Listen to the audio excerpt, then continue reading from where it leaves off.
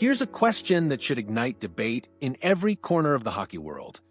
When a team sits outside playoff contention, should they be aggressively pursuing rental players who might command premium assets?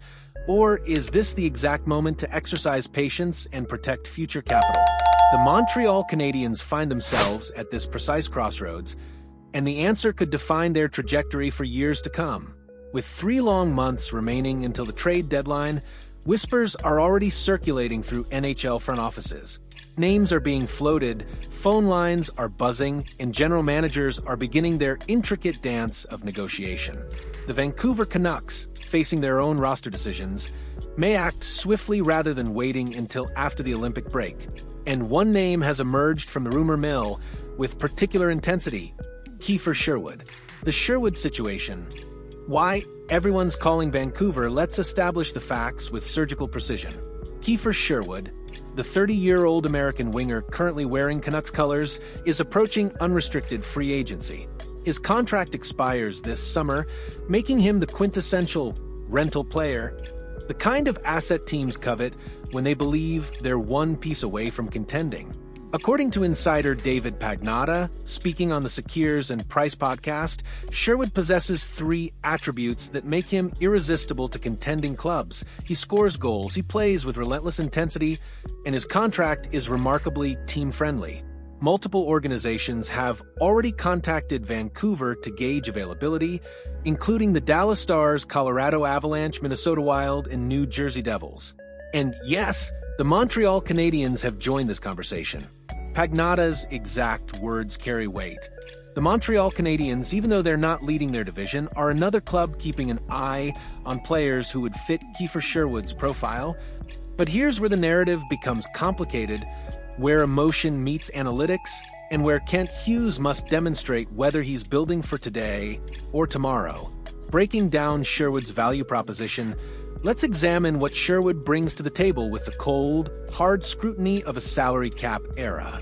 The right-shooting winger stands 6 feet tall and has exploded offensively this season with 12 goals, a career-best performance that couldn't have come at a more opportune time for his bank account.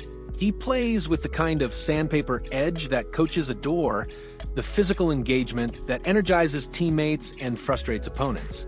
His current contract? An absolute bargain at $1.5 million.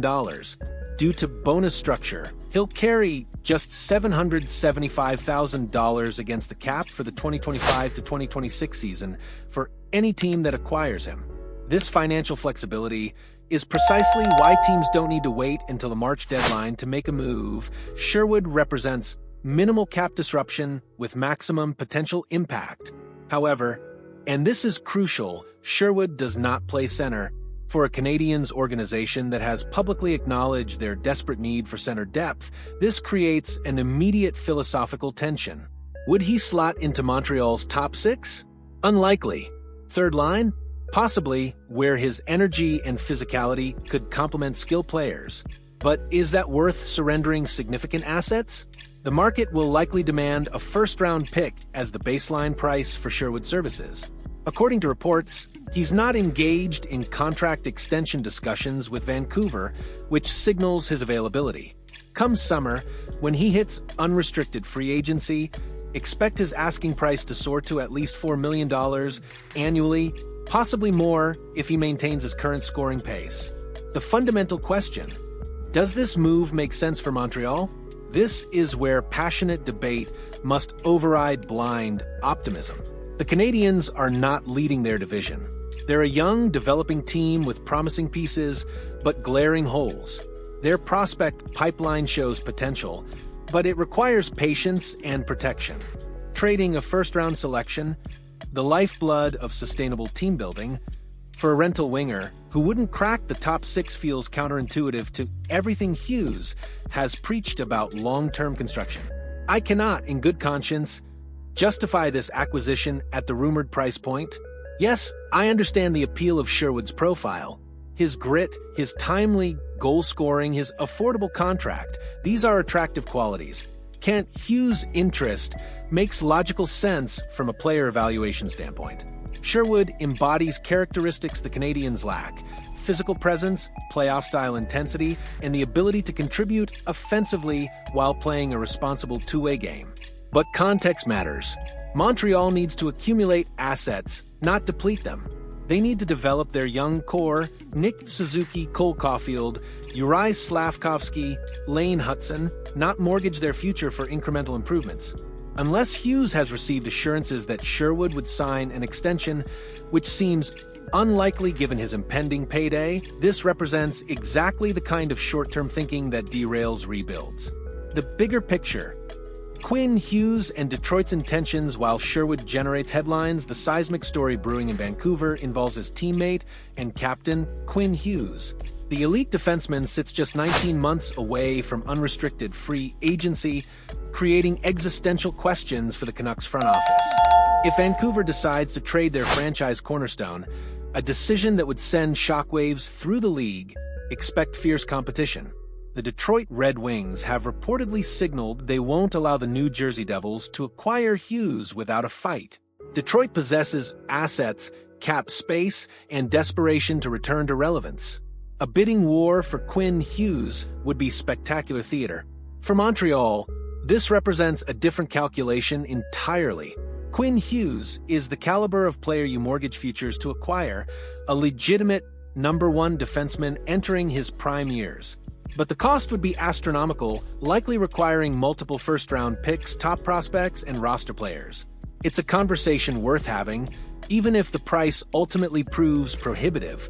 Additional notes from the Canadiens universe before we close: several smaller items deserve mention. Adam Engstrom's status remains uncertain for tonight's game, with indications suggesting he may not dress. The young defenseman's development continues to be managed carefully. Uri Slavkovsky is not a center, despite occasional speculation. The organization views him as a winger, and that positioning won't change regardless of center depth concerns. The road ahead features difficult decisions, competing philosophies, and the constant tension between winning now and building sustainably. Kent Hughes has navigated these waters skillfully thus far, but the Sherwood situation represents a test of conviction. Final thoughts: patience over panic. The Kiefer Sherwood rumors illuminate a fundamental truth about NHL management: opportunity and wisdom don't always align. Just because a player is available doesn't mean acquiring him serves your long-term interests. Just because competitors are circling doesn't mean you must join the feeding frenzy. Montreal's path forward requires discipline, patience, and unwavering commitment to their stated rebuild timeline. Sherwood is a quality player experiencing a career year. He would help any team, but he's not the answer to Montreal's most pressing questions, and surrendering premium assets for a rental forward contradicts everything Hughes has built. Sometimes the best trades are the ones you don't make. What do you think about the Canadiens' reported interest in Kiefer Sherwood? Would you sacrifice a first-round pick for a rental winger, or should Hughes stay the course with his rebuild? Drop your thoughts in the comments below, and smash that like button if you appreciate honest, no-nonsense hockey analysis. Let's debate this properly. Your voice matters in shaping how we view this franchise's future.